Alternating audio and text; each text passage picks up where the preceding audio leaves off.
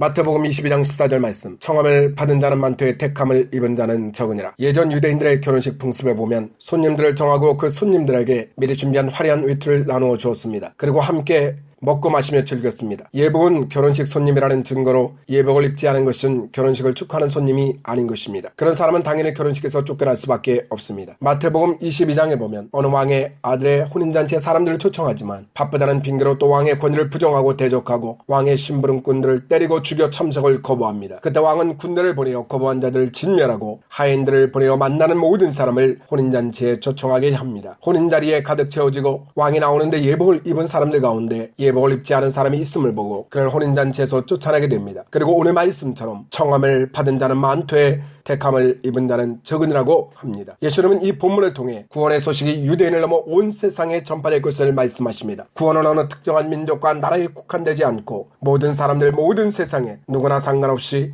주님의 혼인잔치에 참여할 기회를 얻게 되었습니다. 이것이 기쁜 소식입니다. 이제 빈부귀천 종족과 나라를 막론하고 구원의 길이 열려진 것이며 하나님의 구원에 부르심에는 차별이 없습니다. 하지만 구원에는 조건이 있습니다. 누구나 구원의 잔치에 부름을 받을 수 있으나 반드시 하나님이 예비하신 예복을 입어야 합니다. 구원의 잔치에 참여하고자 하는 이들이 스스로 준비한 것이 아닌 주인의 예복을 입어야 합니다. 그것은 예수 그리스도의 십자가의 예복입니다. 사람의 의로움과 선행이 아닙니다. 하나님의 나라는 사람의 노력으로 가는 나라가 아닙니다. 로마서 3장 23절에 모든 사람이 죄를 범하였음에 하나님의 영광에 이르지 못하더니라고 말씀합니다. 인간은 죄 없는 사람이 없습니다. 모든 사람 누구나 예외 없이 하나님 앞에 죄인입니다. 돈으로도 권력으로도 힘으로도 갈 수 없는 나라가 하나님의 나라입니다. 그래서 하나님 예수 그리스도의 십자가의 희생을 통해 죄의 대가를 지불하시고 누구든지 그분의 십자가의 의의를 믿으면 죄로부터 구원을 받고 죽음을 이기고 승리할 것을 말씀합니다. 인간의 준비한 의의 예복은 온갖 얼룩으로 더러워져 있습니다.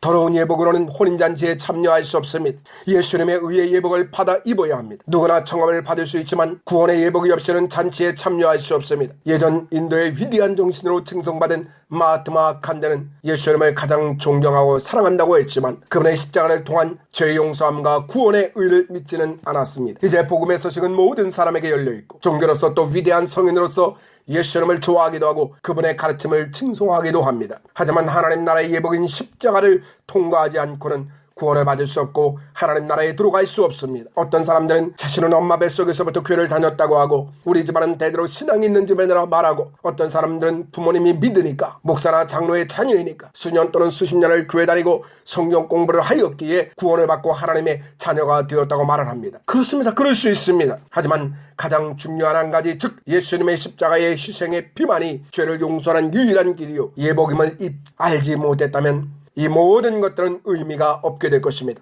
로마서 10장 10절에 사람이 마음으로 믿어 의에 이르고 입으로 시인하여 구원에 이릅니다. 오직 우리를 만드신 분이 하나님이듯 오직 구원은 하나님께 속한 것입니다. 하나님의 잔진 자리에 선택받아 앉을 사람들은 십자가의 의의 예복을 받은 자뿐입니다.